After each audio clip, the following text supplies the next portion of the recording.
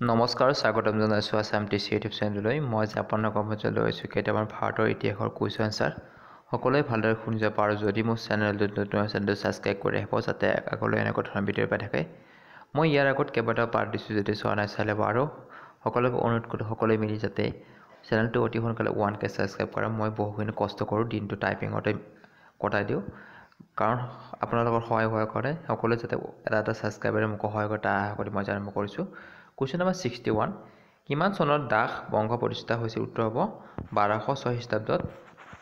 62, দিল্লীৰ চুলতানীৰ ৰাজত্বৰ প্ৰথম, ইয়াত হৈছে ইয়াত জ হ'ব লাগিছে, ৰাজত্বৰ প্ৰথম মহিলা শাসকগৰাকী কোন? উত্তৰ হ'ব চুলতানা ৰেজিয়া।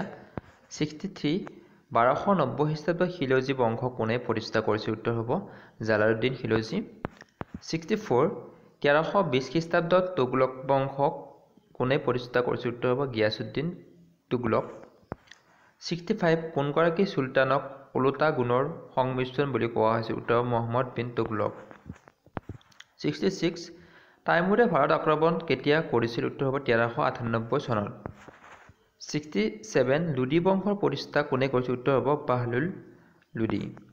68, 1526 চনৰ পানিপথৰ প্ৰথম যুদ্ধত বাবৰৰ হাতত কোনে পৰাস্ত হৈছিল? উত্তৰ হ'ব Ibrahim Lodi. 69, grand trunk road কোনে নিৰ্মাণ কৰিছিল? উত্তৰ হ'ব শ্বেৰশ্বাহ।